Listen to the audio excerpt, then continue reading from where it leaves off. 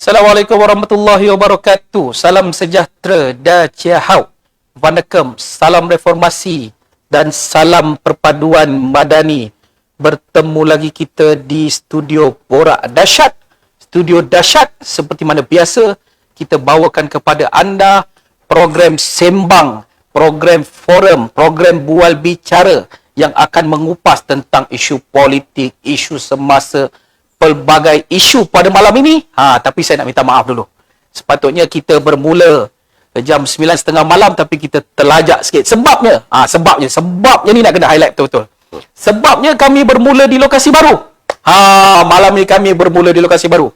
Kalau tuan-tuan lihat gambar saya ni, walaupun debab tapi nampak lebih segar dengan backgroundnya, dengan sofanya kan. Malam ni kita bermula di lokasi baru, studio dahsyat berwajah baru, studio dahsyat berketerampilan baru pastinya. Ini semangat baru meraihkan setahun lebih kerajaan perpaduan berdiri dan ini menandakan seiring dengan kekuatan kerajaan, studio dahsyat juga berdiri dengan penuh megah untuk menjadi medium menyampaikan maklumat kepada anda yang terus berada di kaca TV, kaca komputer, kaca handphone, semua jenis kaca lah. Kalau yang tak ada kaca pun depan LED pun boleh lah. Pada malam ini sebagai pembuka tirai di lokasi baru, tempat baru, sofa baru, seperti mana biasa, saya ditemani oleh dua sifu saya, iaitu Tuan Rumah Datuk Abdullah Sani, Pengerusi Tekun. Apa khabar Datuk Abdullah? Alhamdulillah baik adanya. Semangat studio baru. Ya, sesungguhnya begitulah. Sekejap lagi menyambut tahun 2024 ni. Menyambut tahun 2024, pembuka tirai studio dahsyat. Sekejap lagi kita akan tanya dia habis-habis pasal studio ini, sebab saya pun rasa macam sedap sofa ni, takut moderator tertidur. Keduanya adalah ahli panel kita yang kedua, sifu saya juga, Datuk Kamal Amir, veteran UMNO, pembuka tirai pada malam ini. Gandingan dua orang studio baru. Apa khabar Datuk Kamal? Khabar baik. Assalamualaikum warahmatullahi taala wabarakatuh. Saudara Bob, Datuk. Saya nampak studio ni lain ya. Saudara saya lain. So environment-nya lain. Environment lain. Dan saya juga bersyukur kerana malam ini kita lupa ya, bahawa malam ini adalah pertama sekali ulang tahun mantan presiden saya, iaitu almarhum Tengku Abdul Rahman. Tarikh lahir. Yang kedua, kita mengingati peristiwa Isra' Mi'raj. Jangan lupa tu. Jadi sempena tu saya rasa seronok sangatlah saya hari ini. Tambah-tambah lagi pembukaan pada studio yang begitu wow. Di samping kita berbual ini dalam keadaan studio yang selesa seperti mana yang Datuk Kamal sebutkan tadi, malam ini adalah malam Isra' Mi'raj. Jadi kita luang masa sekejap tonton live ini. Jangan lupa kita tambah ibadah lagi selepas ini. Saya terus saja nak pergi kepada Datuk Dolah. Datuk Dolah, studio baru, semangat baru, vibe baru, perasaan baru. Apa komen menyediakan fasiliti baru ini? Assalamualaikum warahmatullahi taala wabarakatuh. Seperti mana yang tuntutan setiap mereka yang bernama insan rakyat Malaysia ini perlu diberikan penjelasan yang betul. Dan inilah peluang terbaik untuk kami untuk mengutarakan apa-apa dasar dan kerangka kerajaan untuk memberikan maklumat-maklumat yang tepat dan maklumat-maklumat yang memberikan kesan baik dan juga mempertahankan kalau ianya berunsur fitnah, supaya ianya akan dapat diberikan penjelasan dengan sewajarnya daripada studio ini. Saya berterima kasih kepada kru yang telah menyediakan segala kelengkapan. Dan iktizam kami ialah untuk memastikan bahawa kerajaan perpaduan ini dan serangan-serangan negatif terhadap mereka ini perlu diperbetulkan. Dan inilah platform yang saya anggap sebagai antara yang utama untuk saya dan rakan-rakan untuk luahkan dan mempertahankan kerajaan madani ini. Baik, terima kasih Datuk Dolah. Datuk Kamal, studio baru, semangat baru, vibe di sini sejuk, sofa selesa. Tetapi politik di luar sana masih lagi sedikit panas. Seram sejuk, panas sekejap, sejuk sekejap. Kita nak terus saja pergi kepada topik kita, Sikitol versus Suarajalela. Nasib baik sejuk ni, ekor baru ni sejuk. Nasib baik Datin bagi makan kambing.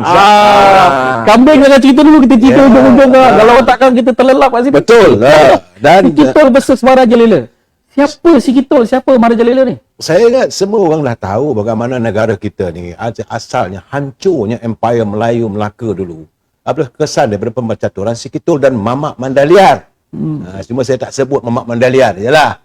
Tapi mereka-mereka yang bersekongkol dengan Mamak Mandaliar itulah si Kitol yang hari ini menghancurkan. Saya sebagai ahli UMNO, orang UMNO Barisan Nasional, tentulah kita melihat bagaimana kehancuran parti saya dilakukan oleh si Kitol yang bersama dengan mereka. Dan hari ini sudah pun mengatakan rindu zaman itu, rindu zaman ini. Bob. Dan nasib baiklah ada Majarela. Majarela ni sekarang ni, siapa tak kenal, Datuk Seri Anwar Ibrahim sedang melakukan peperangan untuk membersihkan negara kita dari segala kebejatan. Kebejatan politik, kebejatan rasuah. Saya haraplah agar rakyat bersama dengan Yang Berhormat Datuk Seri kerana beliau berusaha untuk membersihkan negara kita ni. Cukup-cukuplah orang Melayu ni asyik berbalah sama sendiri, tak habis-habis.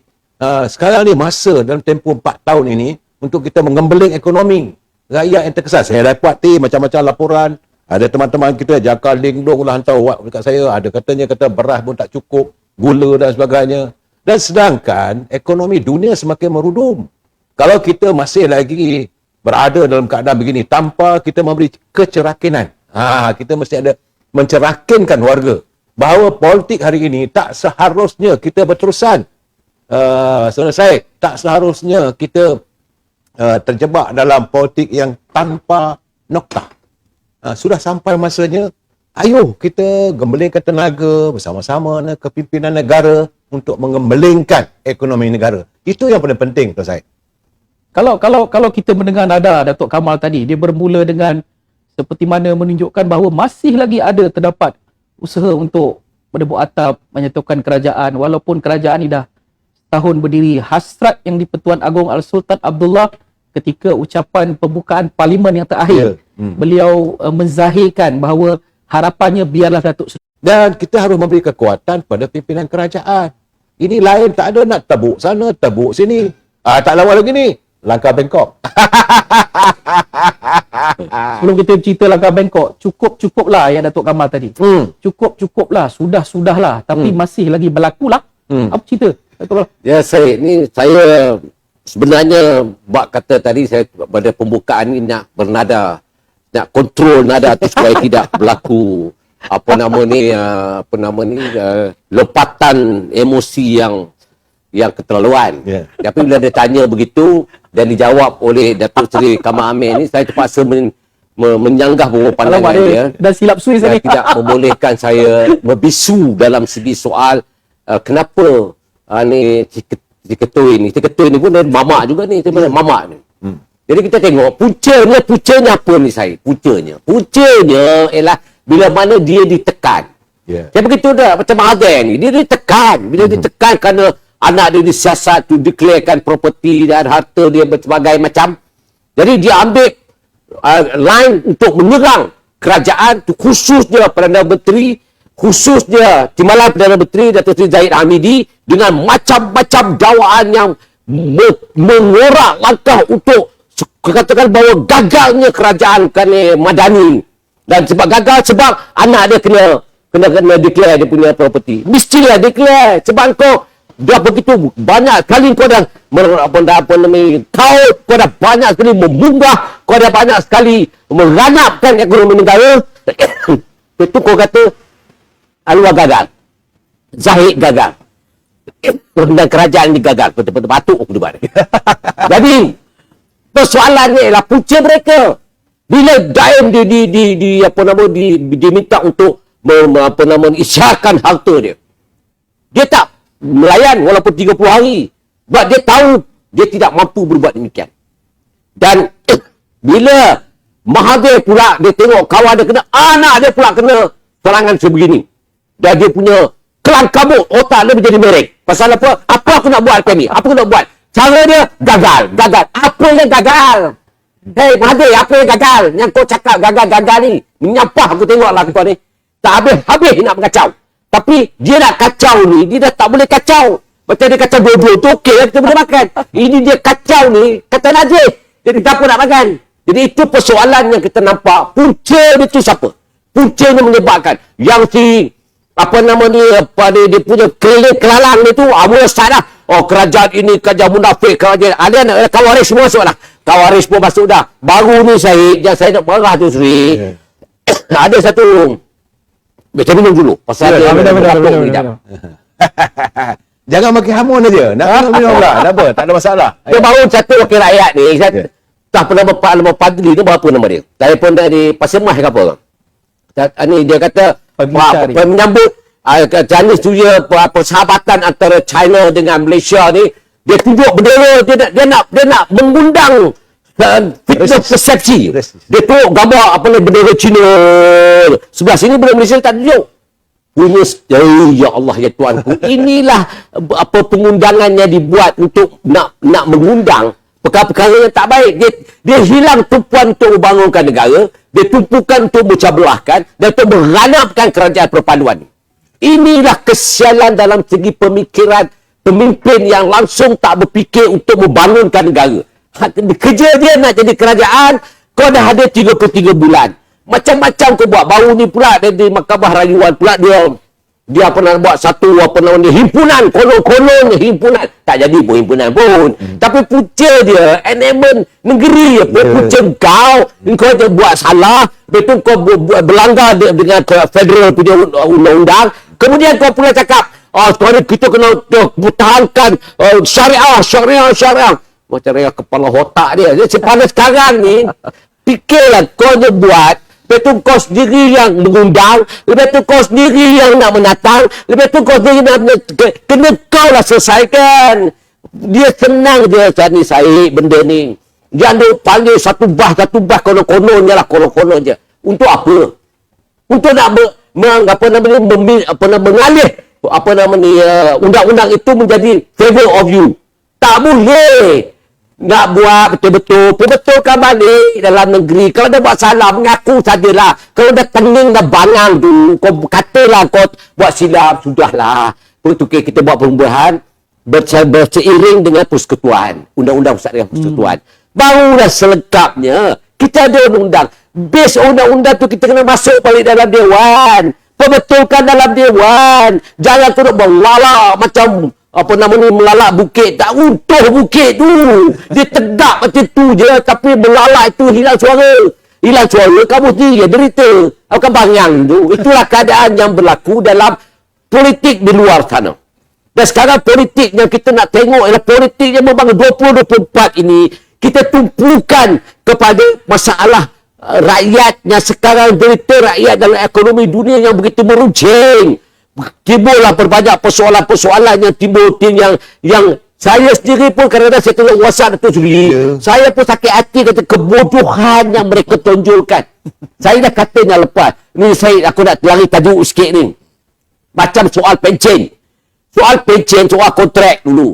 Kontrak ni, saya dah kata dah tu, dia tak faham. Dia ada yang WhatsApp group tu, dia masih lagi kata, kerajaan ni zalim kerana mengontrakkan orang 3 tahun. Betul pula apa akan berlaku pada mereka-mereka ini. Kemudian dikaitkan dengan pencen.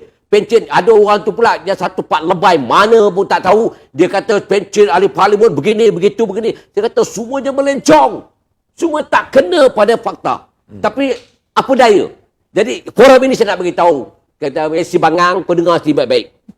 Sebelum ini, kontrak tak ada tempoh. Dengar tu. Kontrak tak ada tempoh saya masuk Dewan, saya minta tempoh. Zalim, tak ada tempoh ni. Azalina masa itu pengerang, jadi menteri, Jabatan Perdana Menteri, bersetuju 14 tahun. Tak ada tempoh, 14 tahun. Anwar nak buat 3 tahun saja. Interim je pun. Lepas tu jadikan pekerja tetap, kalau keperluan tu ada. Saya melihat kesungguhan kerajaan perpaduan ini. Apabila Datuk Seri Zahid mengatakan bahawa kontrak pekerja ni dia punya definisi itu, dia kena harus faham tentang kontrak dulu. Dan bila kontrak dia pada tak ada tempoh 14 tahun, sekarang 3 tahun, bagus tak Syed? Baguslah tu, kau nak bagus macam mana lagi? Ya Allah, saya tak faham. Lepas tu dia kata, Dewan ni tak ada pencen. Saya nak beritahu, dengar ni baik-baik. Saya dalam Dewan. Memang pencen itu telah dibagi option. Satu pencen, satu lagi potongan EPF. Setiap pekerja-pekerja yang baru dah mula 10 tahun yang lalu dah pun. Dia duk kelang kabut sangat sekarang ni masalah apa? Lepas tu pula, pencen ni pula dia tak boleh keluarkan begitu saja sebab dia bawah perlembagaan 147 artikel 147 mempertukan tentang pencen. Di bawah 1980 saraan 226 tu jelas tu kaciril-kaciril yang ada. Lepas itu pula bila mana berlakunya tidak kesanggupan itu menanggung sebegitu besar beban itu, maka diberi pilihan EPF. EPF pula macam contoh yang paling baik lah. Ketika Mahathir menjadi Perdana Menteri dulu, dia privatiskan Telekom lah, dia privatiskan semua macam-macam dia privatiskan. Bermula pada privatisation itu, siapa yang bekerja sebelum dia dapat pencen. Itu yang pencen 160, 120 ringgit tu. Tapi Datuk, saya hentikan Datuk di situ untuk bagi Datuk rehat sekejap. Kita pergi ke Datuk Kamal sekejap. Tak habis lagi. Sebab dia kena dia 160 ringgit tu. Tapi sekarang ni pula, apa yang kita nak buat? Apabila pencen itu sudah pun diberi option, maka option itulah yang akan diterima oleh pekerja sama ada kalau nak dibuat pindahan untuk tani di bawah artikel 147, dia mesti bawa dalam dewan. Pindah perlembagaan. Anwar dah kata nanti kau bawa dalam dewan, kita bincang lah. Dah dikata tak faham si tengeng semua ni. Jadi saya nak beritahu bahawa bila pencen itu nak dibuat sesuatu tarikan, dia mesti dia bawa pindahan di dalam dewan. Dewan berbahas lah. Lepas tu EPF itu, dan itulah cara langkah yang terbaik untuk kita menjamin masa depan rakyat untuk mengumpulkan wang mereka tanpa ada gangguan usikan. Ini yang sebenarnya. Okey, silakan saya. Penerangan Datuk Dola itu agak tuntas untuk isu ini. Sebenarnya memang saya nak kupas isu ini kejap lagi, tapi since Datuk Dola dah masuk isu ini, jadi saya nak bawa terus isu pencen ini. Selain daripada penerangan Datuk Dola yang agak kompleks tadi Datuk Dola menjelaskan dalam bahasanya, namun ada juga kritikan yang mengatakan bahawa ini usaha nak menyekat penjawat awam, ini usaha nak merosakkan penjawat awam, inilah bukti bahawa kerajaan Madani ini sebenarnya nak membalas dendam kepada penjawat awam. Datuk Kamal, apakah ini benar? Saya merasakan begini, Tuan Syed, bahawa soalnya sesuatu perbaharuan yang mau dilakukan oleh kerajaan tentulah setelah dibincangkan bertahun. Isu pencen ini sudah dibincangkan daripada zaman kerajaan terdahulu. Ya. Bukan hari ini. Ya, ini telah, jadi sebuah kerajaan bila dia mengambil alih, dia tidak boleh membuang semua dasar-dasar kerajaan. Dasar pencen, dasar penjawat awam telah ditetapkan daripada tahun 1995. Ya. Yang sebagaimana yang Datuk Dola cakap tadi, dulu kalau you bekerja kerajaan, ada juga mereka bertaraf kontrak. Dan kontrak tidak ada waktu. There is no time limit. Kemudian waktu beliau menjadi ahli parlimen, itu yang disuarakan. Janganlah dibiarkan berterusan. Kontrak saja. Kontrak ni kalau habis-habis lah. Dapat gratuity begitu saja. So, dipindah kepada 14 tahun. Dengan daripada 14 tahun itu, sekarang ini, untuk hari ini, daripada tahlih, daripada 14 tahun, dah tukar ke bawah 3 tahun. Jadi artinya setiap kaki tangan kerajaan yang masuk bekerja dengan kerajaan, daripada 14 tahun sekarang ni, tinggal 3 tahun. Diserapkan jadi tetap. Itu satu. Dasar ini ditetapkan oleh JPA, Jabatan Perkhidmatan Awam. Dan dikaji oleh semua pakar-pakar. Bukan Datuk Seri Anwar Ibrahim yang buat benda ni. Dia inherit. Selalu saya kata Datuk Seri Anwar Ibrahim ni kadang-kadang dia memikul ataupun melaksanakan sesuatu yang dulu punya bengkak-bengkihnya. Dan ini kerajaan kena pikul. Contoh saya kata bila hutang. Berbilion-bilion trilion duit. Itulah keadaan dia terpaksa memikul, mewarisi. Dan keputusan untuk pencen, untuk EPF telah dasar dibuat lebih awal. Itu keadaannya. Jadi janganlah kita longgokkan semua. Yang kedua yang saya tak setuju bila orang katakan bahawa dengan adanya tiada pencen, kaki tangan sekarang ni tak ada pencen. Tidak, yang ada sekarang ni jalan seperti biasa. Show goes on. Yang ini yang pengambilan baru. Masuk baru ni, tempoh kamu kalau kontrak 3 tahun. Itu dipanggil interim. Itu pun masih dalam kajian. Yang kita nak jump to the queue buat apa? Tuan Syed, saya rasa isu pencen ni saya haraplah semua faham. Cuma saya harap Saudara Fahmi Fadzil selaku Menteri Penerangan Komunikasi berilah penjelasan sejelas-jelasnya itu kepada warga. sepatutnya. Itu yang paling penting supaya warga ini tidak pasal si Ketul ni berselerak lagi ni. Datuk rasa kerajaan sekarang tak cukup memberi penjelasan? Saya rasa begitu. Saya cakap terus terang, saya rasa banyak isu-isu kerajaan yang ada sekarang ni lepas satu-satu. Isu macam Datuk Abdullah bangkitkan tadi. Isu Mahkamah Syariah yang kegagalan Dewan Undangan Negeri Kelantan memahami soal aspek perundangan antara undang-undang enactment dengan undang-undang persekutuan yang bercanggah juga tak diberi penjelasan. Ini perlu diberi penjelasan jadi orang tak keliru. Orang jadi keliru. Satu, yang kedua, bagaimana tentang kenaikan untuk pergi naik haji. Biasa lagi masih lagi 19,000. Tetapi nak pergi naik haji sekarang ni kena 50,000. Itu bagi mereka yang berkemampuan, betul. Untuk pergi secara private. Bila Anwar kata orang dah kaya tu pergilah sendiri, tak payah subsidi lah. Orang kaya Jadi di sini kena beri penjelasan. Menteri Agama kenalah buat penjelasan. Ini Menteri Agama dua-dua diam. Saya kadang-kadang bersimpati dengan pada menteri. Saya bersimpati dengan beliau sebab kadang-kadang kalangan pimpinan dalam beberapa kementerian ini tidak nampak. Akhirnya orang mengatakan kerajaan gagal sebab rakyat tidak mengetahui. Begitu juga dengan harga barang. Bersepah orang mengatakan beras tak cukup, gula tak cukup. Sekarang ini kita kena letakkan tampal bagi tahu pada rakyat. Kalau kawasan tak ada beras, sila hubungi kawasan-kawasan ini. Hubungi pegawai ini. Akan sampai. Sebab biasalah, si Ketul ni banyak yang menyuruh beras, menyuruh gula. Ini dekat-dekat dengan perayaan tahun baru Cina dan sebagainya. Tuan Syed, ini berlaku apabila kartel-kartel mereka mahu mengumpul kekayaan yang sebegitu cepat. Akhirnya, rakyat yang menderita. Saya tengok hari ini, tidak bagi penjelasan pun. Apabila murninya kerajaan Madani hari ini, bila Tan Sri Muhyiddin, dia kata dia nak pergi ke Bangkok, Thailand untuk merasmikan restoran dia pun. Bukan.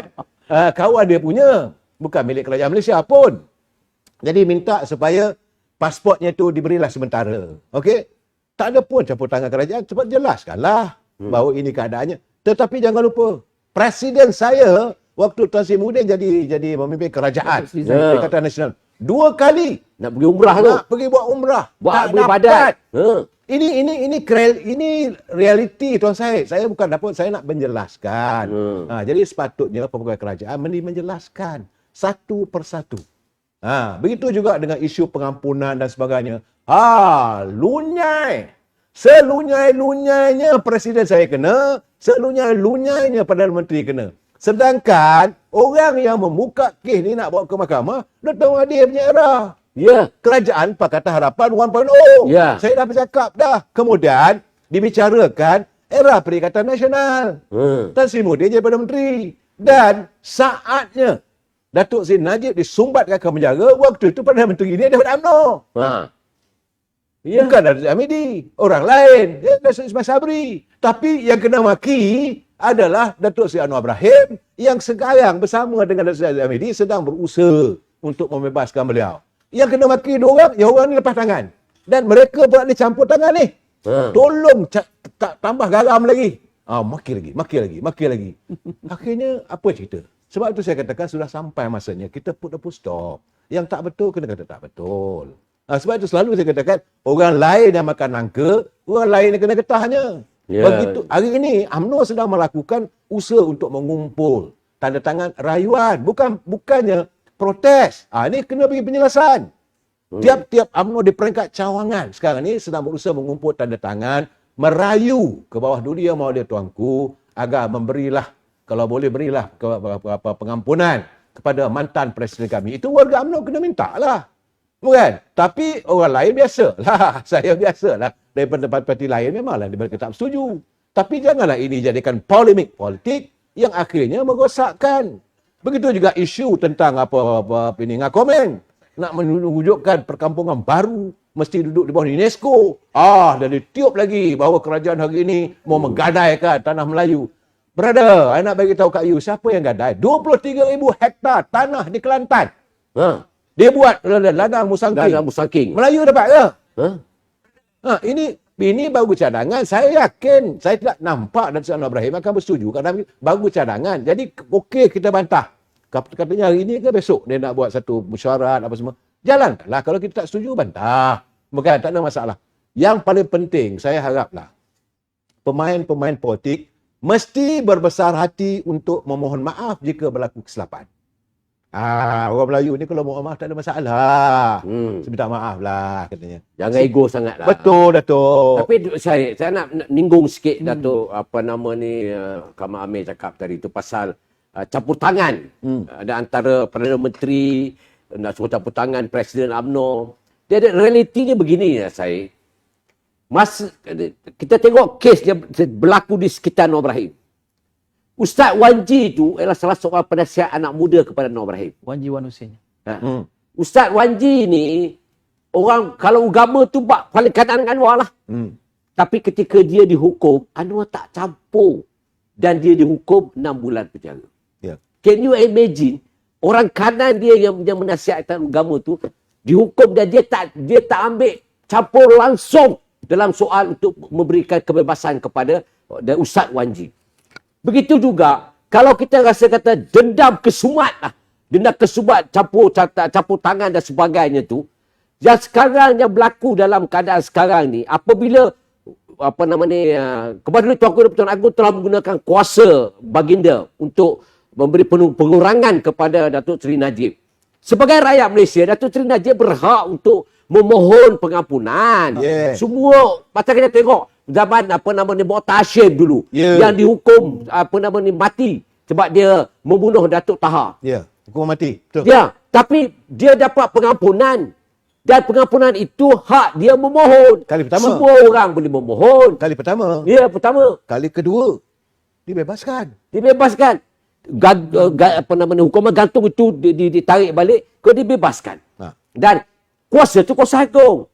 Dan apa yang mampu dibuat oleh Datuk Seri Zahid kena diserang dan juga Datuk Seri Anwar tak campur dalam apa yang dimaksudkan oleh surat keliling yang dibuat oleh Dr. Zaleha itu, mencerminkan bahawa itu kuasa mutlak tuanku. Tapi kan datanglah si satu orang lawyer ni pula pun kata, dia kata ini bukan, I think Agong nak pengampunan penuh, tetapi telah terhalang pandangan-pandangan yang lain.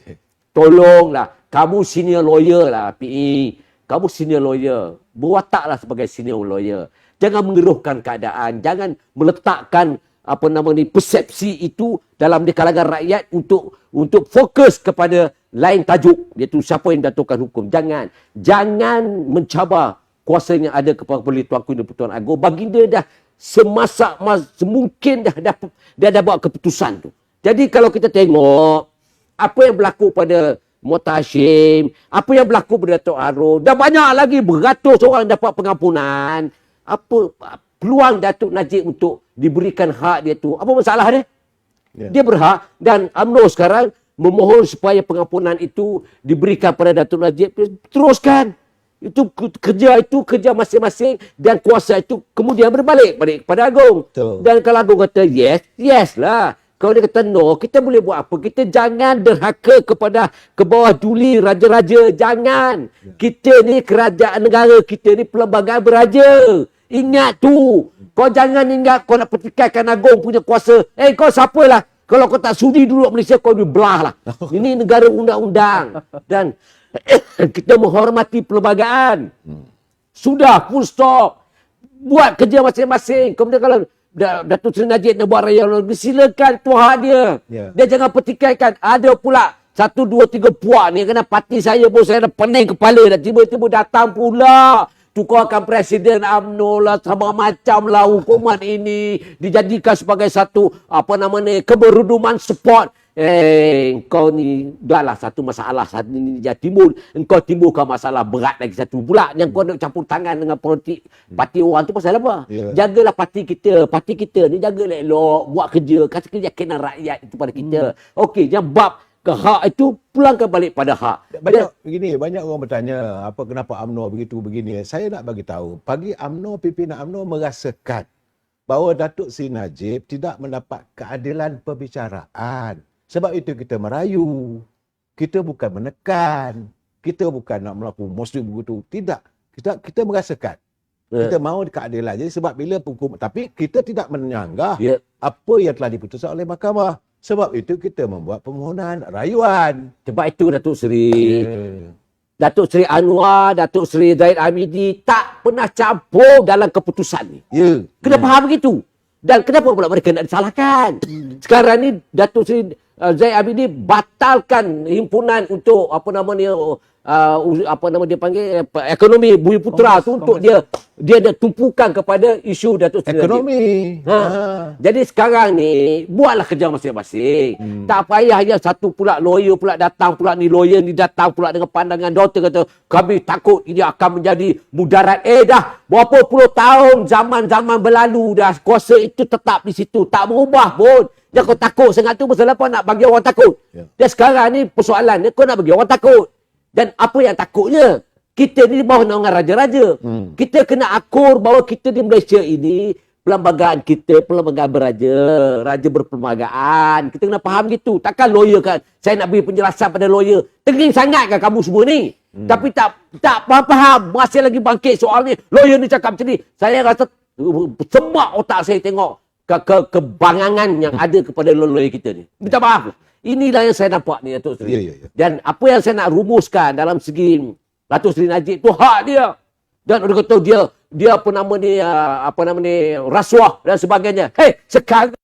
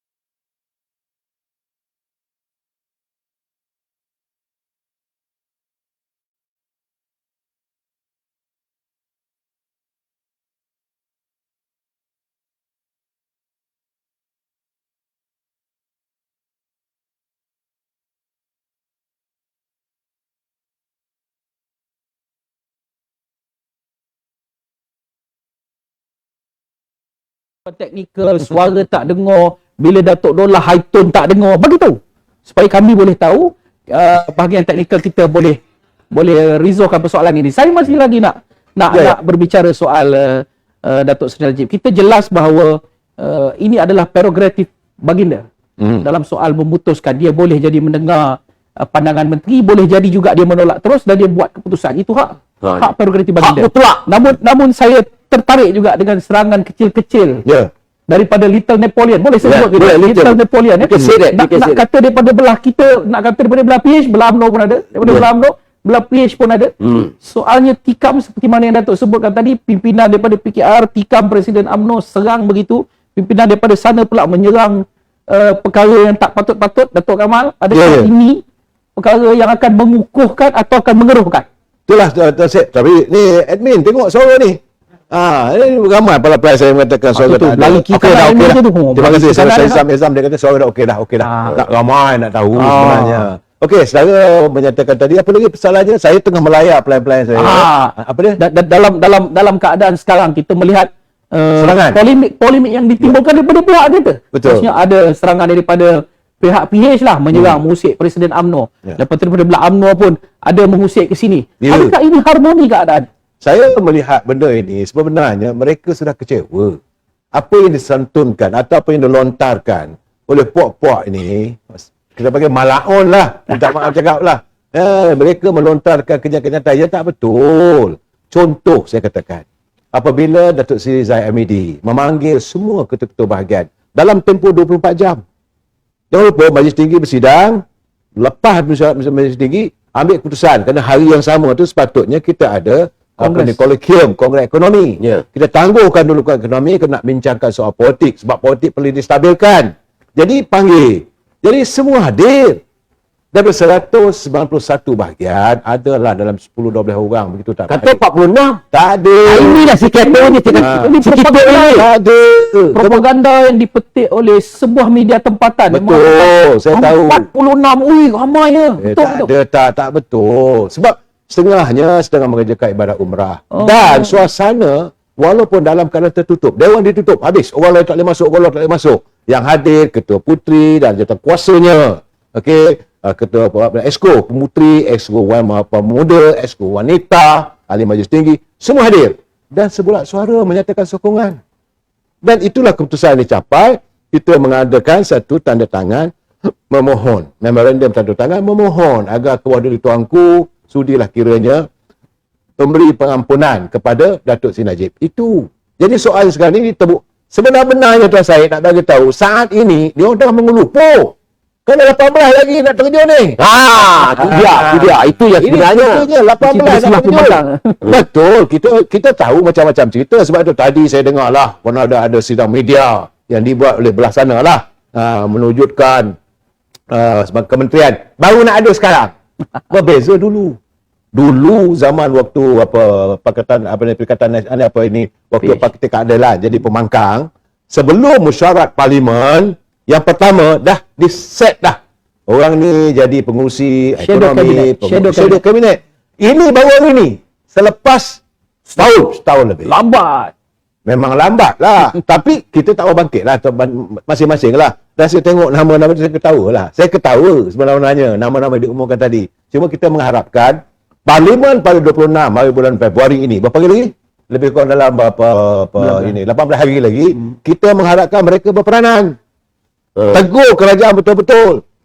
Bela rakyat. Bukan nanti datang-datang, kita nak bagi tahulah. PML tak betul, kerajaan gagal. Bukan. Kita nak tahu apa perjuangannya untuk memperbetulkan. Be a good opposition. Jadilah seorang pembangkang yang berhemah dan menyantuni. Bukan merosakkan. Bukan seperti tikus baik kilabu. Kalau kamu maki hamun dalam dewan tu, buat malu duk. Kan? Datuk Dollah Sani dulu, waktu dia jadi ahli parlimen, memang suara dia tegas. Tapi bukan nak malukan dewan, bila speaker kata duduk. Ini puak-puak ni. Disiplin. Ada disiplin, ada diri lah. Bahawa diri dia yang berhormat. Kalau tidak, kalau perangai pemuka perangai yang berhormat. Cekai lah. Tak tahu saya, bagi saya. Tak maaf tu. Saya nampak, saya kecewa. Saya kecewa. Jadi dalam keadaan sekarang, kalau kita lihat, masih lagi ada usaha. Saya nak pergi berpatah balik sedikit kepada kes Tun Daim tadi. Saya tahu ramai sebenarnya di luar sana nak mendengar tentang kisah ini. Saya tak mau mengulas panjang tentang kes Tun Daim kerana itu kita serahkan sepenuhnya kepada kuasa mahkamah. Tetapi saya nak memetik apa yang disebutkan. Dan apa yang disebutkan itu selaras dengan apa yang dimainkan oleh pihak pembangkang. Mereka melontarkan seolah-olah negara ini sedang ada kacau bilau. Ayat Tun Daim dalam sidang medianya adalah dia meminta rakyat bangkit menentang kerajaan ini. Kadang-kadang saya macam Tok Kamal tadi rasa nak tergelak, saya pun nak tergelak lah ketika dia membina kekayaan dia tak ajak pula saya bangkit dah. Mungkin dia lupa lah kita, dia lupa Datuk Dollah, dia lupa Datuk Kamal. Tapi bila ketika dia ditekan, dia ajak rakyat bangkit. Saya tak nampak bangkit untuk apa. Bukan ditekan, disiasat. Ketika dia disiasat ini, dia ajak rakyat bangkit. Bangkit untuk apa saya tak faham. Sebenarnya dia nak ajak bangkit untuk apa? Rakyat nak bangkit untuk apa? Tak, saya pun tidak tahu apa matlamatnya mengajak rakyat bangkit untuk apa. Apakah satu siasatan yang dibuka oleh Suruhanjaya Pencegahan Rasuah itu satu kesalahan? Apakah dengan membuka? Belum terbukti salah lagi pun. Belum. Baru cuma rakyat bangkit. SPR mengatakan kamu tolong nyatakan harta-harta alih dan tak alih milik kamu. Itu pun kamu nak lawan. Jadi kalau lawan dengan SPR bawa lah ke mahkamah. Itu pun bawa lawyer nak saman. SPR tidak mempunyai hak untuk menyiasat saya. Rosaklah negara kita. Dan sebab tu ajak pula orang, mari kita lawan kerajaan. Tang mana pula dia ni? Tang mana pula ni? Itu keadaannya. Sebab itu saya nak bagi tahu kepada you Tuan Syed, bahawa sekarang ini SPR melaksanakan tugas dan tanggungjawab sebagaimana yang diimpikan oleh rakyat sekian lama. Sekian lama rakyat mengharapkan hadirnya satu political will ataupun kekuatan politik untuk melakukan siasatan, untuk membasmi kegiatan rasuah. Yang ini memang ditentang bukan hanya zaman ini, tetapi zaman Rasulullah lagi. Tak boleh kita terlibat dalam rasuah. Kerana yang merosakkan negara kita because ketirisan berlaku bila adanya rasuah. Sekarang ini dianggap sebagai zalim. Saya tak tahulah kalau orang siasat sebab zalim. Jadi kalau begitu, Tuan Syed, anggota keselamatan kita, anggota polis, dia buat roadblock tepi jalan, tu zalim lah. Zalim. Lori nak datang ke lori lebih muatan, tahan. Siasat. Zalim. Sebab Zalim. apa? Lori bawa muatan, orang nak bawa beras. Kalau dia dah salah lah. Tunggulah bawa ke mahkamah nanti. Fight lah di mahkamah. Bukan sehari, bertahun. Belum pasti lagi. Selain tu Naim tu Dr. Mahathir juga, anaknya kena siasat, dah dikata kerajaan zalim. Ini dia bukan, dia merasakan sebab dia melompat sebenarnya. Dia melompat bila 2 orang anaknya. Belum lagi. Ada 2 lagi. Sedang dalam siasatan. Yang SBRN. Anaknya tak tampil, dia belum lagi. Dia tampil ke depan. Sebenarnya, apa yang Suruhanjaya Pencegahan Rasuah lakukan, kamu tolong declare kata kamu. Sebab nak tengok. Berapa banyak harta milik kamu yang alih dan tak alih. Dalam negara, di luar negara. Datang dari mana. Kalau kamu tak nak declare, kerana kamu cuba menyembunyikan sesuatu. Bila menyembunyikan sesuatu, ini menyalahi di bawah Akta Suruhanjaya Pencegahan Rasuah. Mereka ni dibawa ke mahkamah saat ini bukan pembicaraan rasuah lagi, belum. Baru berputik Tuan saya. Istirahat harta. Baru mengesahkan harta, baru belum. Tunggu lagi. Saya dah beritahu tadi Datuk. 200. Sebab itu saya kata, dia cakap tadi kan. Saya rasa eloklah kerajaan Madani ini mewujudkan sebuah mahkamah khas untuk membicarakan ahli-ahli politik yang akan dibicarakan terlibat dalam korupsi. Saya rasa bersusun-susun. Kalau kita Tapi lihat baru-baru ni, Ya. saya satu anak Mahathir ni, Mukris. Dia kata ada pengurangan hukuman kepada Najib ini seolah-olah Anwar menyokong rasuah. Cakap Anwar menentang rasuah. Dia cakap macam tu. Jadi saya pun pelik juga. Dia cakap ni dia tak cermin muka ke? Okey lah macam tu. Macam zaman Mohtar Hashim dulu sama-sama. Bapa dia. Mungkin bapa dia ni menyokong pembunuh lah kot. Kalau panggil itu dia dah ambil sebagai angle tu. Kalau dia ambil daripada situ. Kita tidak menuduh. Tapi dia cakap dia tu cakap sebelum bismillah ni masalah ni. Satu keduanya. Dia bercakap ni seolah-olah macam dia menganggap bahawa serangan itu tidak ada batas untuk dia nak merujuk pada diri dia. Rujuklah pada diri kau tu. Yang kau nak kata kat orang tu kau lebih teruk, lebih buruk daripada orang tu. Ini harus diingat. Sebab itu saya, bila dia bagi statement tu, saya rasa menyampah meluat pun ada. Jadi bangang ke dia tak tengok ke cermin tu. Bapak kau punya zaman bahawa banyak orang telah diberikan pengampunan. Yang berbunuh dan sebagainya tu. Itu kategori apa tu? Kategori apa? Kalau kau kata Datuk Seri menyokong rasuah. Pasal Ken Najib, itu hak Najib nak minta pengampunan. Itu hak dia. Betul juga dengan Mohtar Hashim. Itu hak dia. Janganlah kau nak buat kelang kabut kalau nak mengeruhkan keadaan seolah-olah kau tu bersih. Kau tu berulah kau ni. Apa yang berlaku pada kau? Itu yang masalah yang berlaku pada politik negara kita ni. Dan saya nak menambah, bila ke politik negara kita ni, saya kadang-kadang kecewa juga Tuan Syed. Apabila rakyat biasa tidak ada batas untuk melontarkan serangan politik dengan tuduhan yang bukan-bukan. Kata-kata nista. Bukan lagi budaya Melayu. Kita ni kalau Tok Pengulu dekat kampung tu pun, kalau kita marah pun, bisik-bisik aja, Tok Pengulu ni betul ke? Keputusan dia. Okay. Sini tidak. Kalau Datuk Seri Ahmadi, Panak Ponorogo lah. Datuk Seri Anwar Ibrahim pula, dituduh apa lagi? macam-macam.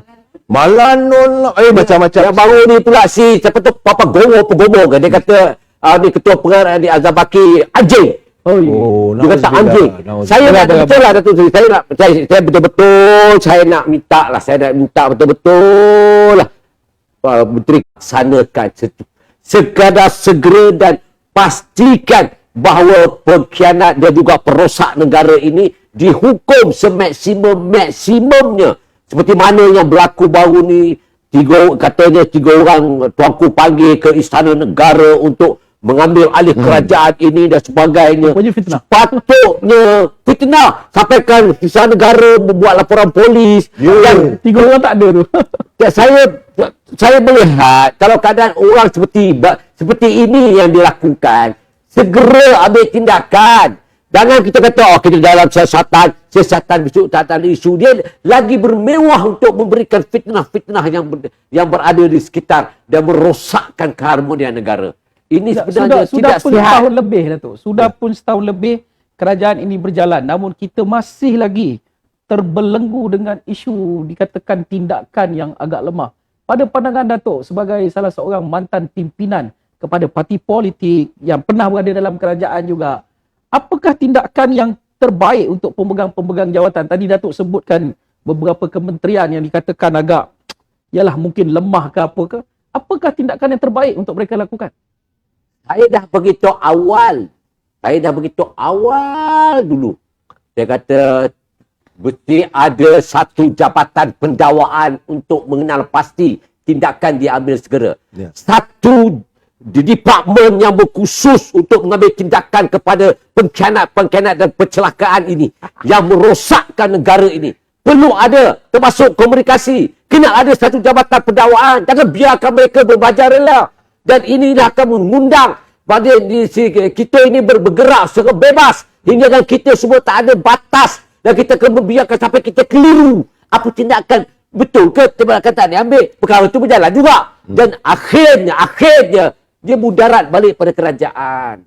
Berapa fitnah dilakukan. Termasuklah fitnah-fitnah daripada kepimpinan tertinggi. Daripada Datuk Seri Anwar Ibrahim, Zahid Hamidi, beberapa perakan-rakan dalam kabinet. Dan kena ada satu, guideline yang mesti dipatuhi.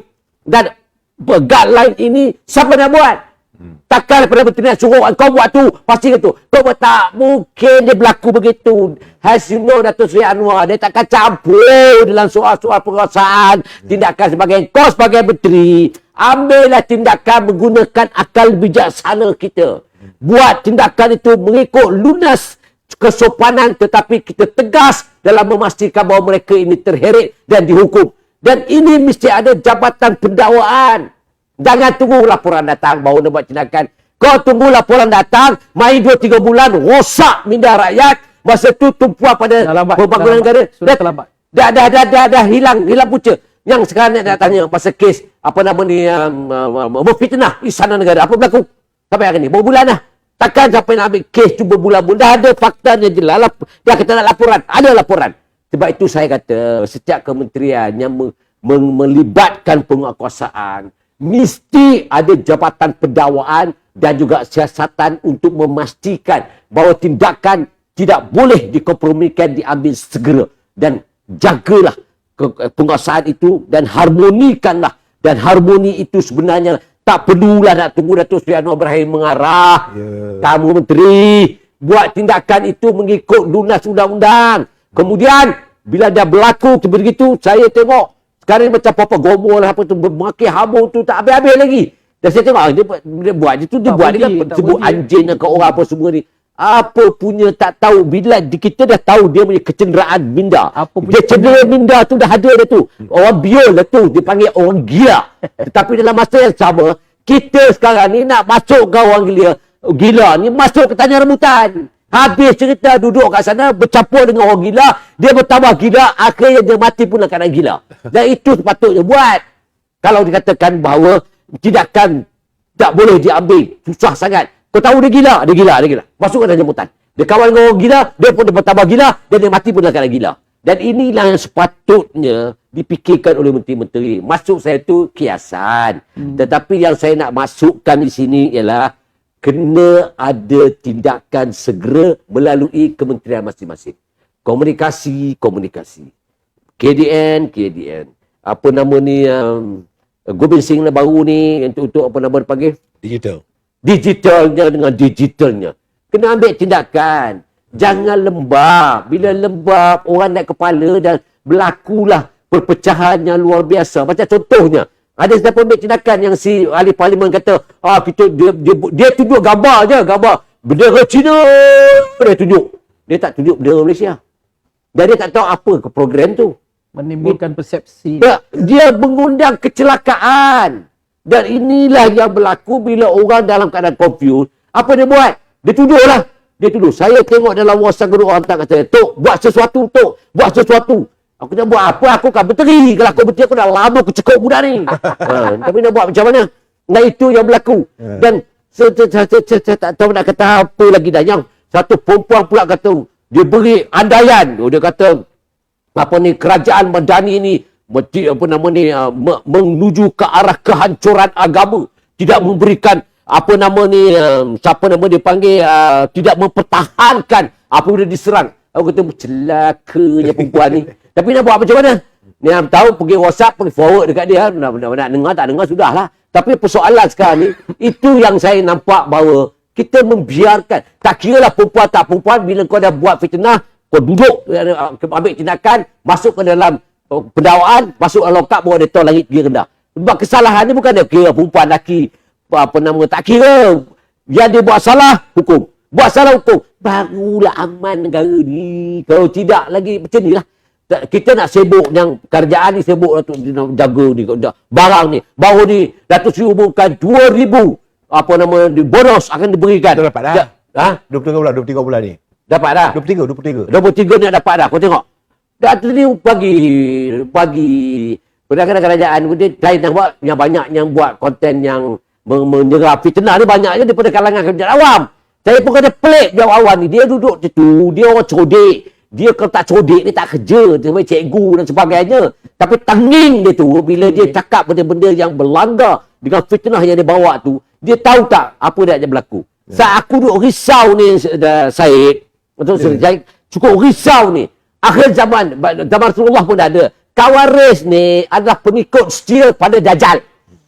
Adakah kita nak letakkan kita ni dalam kedudukan pengikut setia Dajjal? Ya.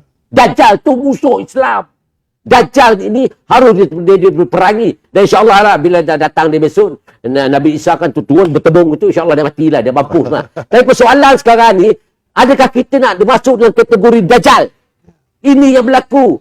Kalau kamu bawa fitnah, kalau kamu harap apa nama ni, kafirkan orang, munafik sana, macam ada baru ni munafik lagi. Aduh, aku tu pening. Ulama katanya ulama pembohong. Bila bercakap tu jangan hina ulama. Kita tak hina ulama, tapi yang kita nak cakap ni, dia cakap tu fitnah, bohong. Dia bercakap orang kafir, dia bercakap munafik. Dia kata tak boleh percaya, ini zalim. Kau buat perangai Khawarij ni sebenarnya kau mengundang kelompok itu dimasukkan dalam kerabat Dajjal. Adakah kita nak masuk dalam Dajjal? Sia-sia mak bapak kita beri pendidikan, melahirkan kita, membesarkan kita, menyengolahkan kita. Akhirnya kita duduk dalam keputusannya kelompok keluarga Dajjal. Kalau hendak dia tu, teruskan. Itu hak masing-masing. Tak, sebab itu saya kata Tuan Syed, saya mengharapkanlah bahawa kita sampai hilang pedoman. Budaya Melayu yang santun, yang harmonis, sudah hilang. Ya. Kerana setiap-tiap orang boleh bebas bersuara atas nama kebebasan bersuara. Saya faham. Datuk Seri Anwar Ibrahim juga dia terperangkap.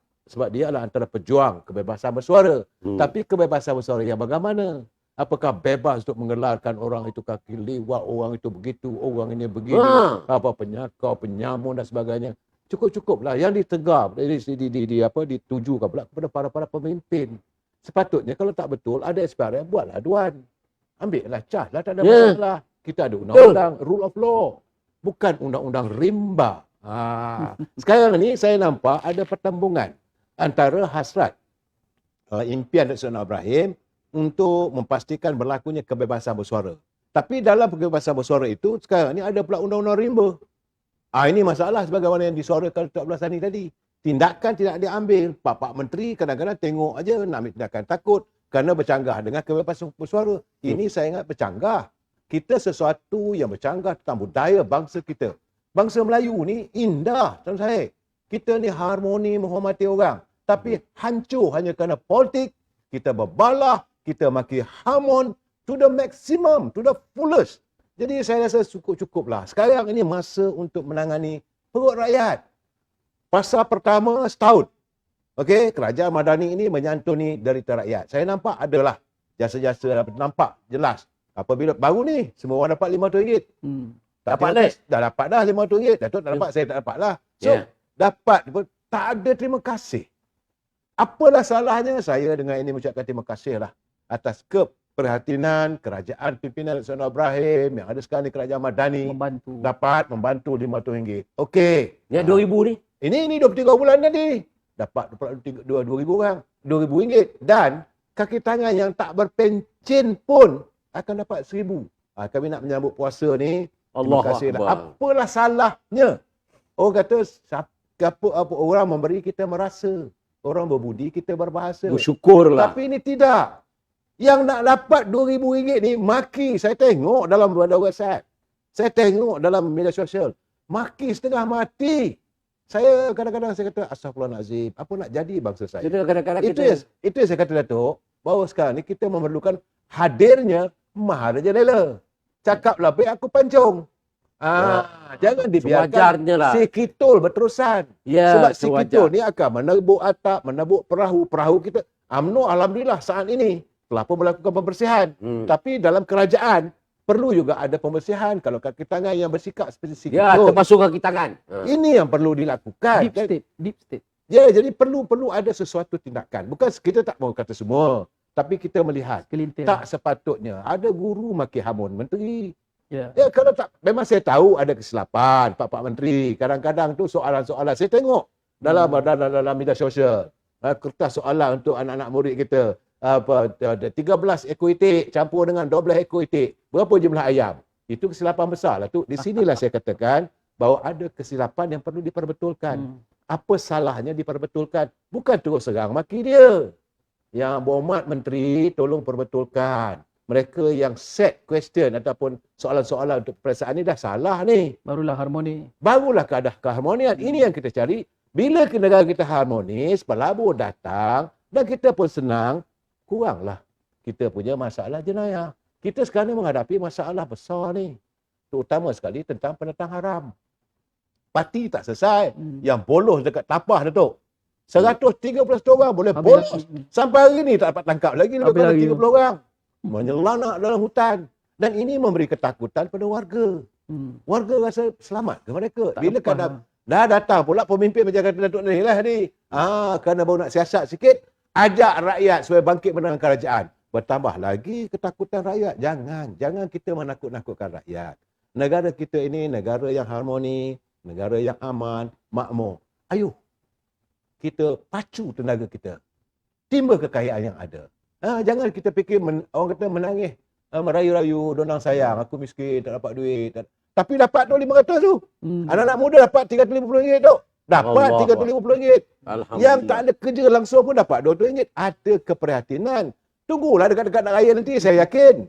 Pasti. Tapi sebagaimana kata Yang Amat Perdana Menteri, selagi kita dapat menangani masalah ketirisan, maka wang itu akan dipulangkan balik pada rakyat. Allahu Akbar. Ini yang masalah sekarang. Ini yang kita kena faham. Kenapa kita kena menentang korupsi. Segala ketirisan yang berlaku itu dapat dikumpul balik wangnya, akan dipulang balik pada kerajaan, pada rakyat. Rakyat yang akan menerima labanya tu. Ya, amin. Ini masalah dia. Orang kadang-kadang tak Amin. faham. Yang ni orang tahu apa? Maki hamun. Tapi yang baru ni saya ketawa. Dia kata alasan yang Mahathir bagilah Anwar ketika dia jadi PM ni, banyak orang bunuh diri. Bunuh diri, banyak bunuh diri. Ya. Bunuh diri ni, ya Allah, ya Tuhan. Semayang atas Bayang jawatan. hajat atas jabatan. Lepas pula pembayang hajat 16 jam blok jalan. Aduh. Semua betul pakaian kanopi semua tu pembayang hajat atas jalan. Konon-kononnya dah aku ingat macam apa nama ni bulan Safar pula dia orang nak buat macam jadi macam Mandi siapa? pula ni. Dia apa punya dia pelik-pelik dia orang buat semua ni. Dia tidak menumpukan pada pembangunan, dia menumpukan kepada dia punya apa nama ni cita rasa dia. Ada ke orang sembahyang atas jabatan untuk mengelak orang bunuh diri boleh sembahyang hajat kan itu. Bagilah sembahyang hajat. Tak salah sembahyang hajat tu. Sembahyang hajat pergi kat masjid ke surau ke cantik selesa pun semua. Sembahyang doa lah ya Allah, janganlah kau bukakan mereka nak bunuh diri pun ini berlawanan apa. Mudah. Ini pergi kat 16 jam. Masa jalan ditutup. Menyusahkan orang. Apa punya tenging aku pun tak faham lah. Nak buat kerja tu biar berpada ikut akal lah. Ini yang menyusahkan orang buat apa. Itu yang dahsyat dia. Itu yang paling dahsyat itulah dia. Boleh sembahyang atas jalan tu tutup jalan 16 jam. Jadi saya tengok, dia kata tadi, bila pandai kata ni alasan kita kena apa nama ni nak tukarkan PM ni kerana banyak orang mati. Banyak orang mati. Harga barang naik. Zaman kau ni kau pergi dengan dunia luar naik tak naik. Janganlah nak mengasuh rakyat sampai kita jadi bangang dibuatnya. Jangan, tolonglah. Kita dah tua dah, kat umur 100 tahun dah, Syed. Cukup lah. Jangan nak serang. Apa lagi yang kau nak ni? Yang kau nak serang-serang. Alasan semua alasannya tunggal langgang. Yang langsung tak masuk dalam buku perubahan. Yeah. Apa yang kau nak bawa sebenarnya ni? Kau nak apa sebenarnya ni, Mahathir? Kau nak apa sebenarnya? Daim, kau nak apa? Kau nak lepaskan diri? No way! Kita ada undang-undang. Kau tunggulah dekat mahkamah nanti. Kau siap siagalah. Apa yang patutnya kau kena buat. Dah kau bisa senang dulu, bukan main lagi. Macam-macam aku dengar cerita. Tapi sekarang ni orang baru nak suruh kau declare je. Pun dah kata kau. Jangan gelabah.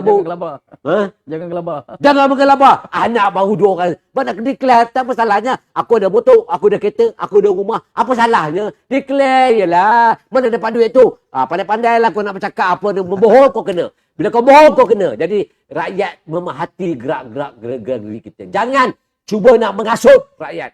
Dan saya nak minta lagi sekali. Menteri-menteri ni pun mainkan peranan. Jangan kita biar sebab dia tone kita tak boleh tangkap dia. Kalau dia dah mengasuh, dia dah buat macam belahkan negara ni, tangkap, yalah peduli apa, tak kira lah umur. Apa, kebal sangat ke kalau umur 100 tahun tak boleh tangkap. Ataupun ni tone tak boleh tangkap. Ataupun bekas Tan Sri tak boleh tangkap. Tolonglah, undang-undang ni, nobody is above the law. Yeah. Nobody is above the law. Ingat tu. Jangan duduk sonok bercakap-bercakapnya satu lagi walaupun ni cyber terlupa ni pun satu hal juga ni. Bercakap dah kata dah itu. Saya tengok ni, ini apa nama ni, kita tak mau PM, kita bukan banduan, kita tak mau ini apa nama ni liwat dan sebagainya. Aku cakap sampai sekarang dia bercakap tu. Yeah. Kurang hajar betul. Kau ingat pertama kali kena cas Anwar Ibrahim, saya ulang. Kes tu bukan kes rasuah. Kes itu dia kes gempak, perkataan gempak 6 tahun dia kena. Wahai rakyat Malaysia, 6 tahun perkataan gempak. Berapa kali orang sebut gempak. Gempak sikit. Gempak sikit. 6 tahun. Salah apa pun tak ada. 6 tahun. Dia bawa macam-macam. Akhirnya keduanya, Mahathir ni kata, dibayar dan saya tahu, dia bayar duit dan saya tahu bahawa Anwar tidak bersalah. Anwar diinterview oleh wartawan Indonesia. Saya ada video tu. Jadi, korang bawa fitnah ni, korang ingat, besok ni, bila kau besok di Padang Mahsyar, kau kena cari Anwar minta ampun, minta maaf. Kau masa itu kau mampu pun orang tak peduli lah. Masing-masing jaga diri masing-masing. Sekarang ini, jangan malukan mak ayah kita yang melahirkan kita. Membesarkan kita, sekolahkan kita, memberi pendidikan agama kepada kita. Tiba-tiba bila kita dah besar, kita menjadi pendahaka, bukan pendahaka. Kita mengumpulkan dosa yang terlalu banyak.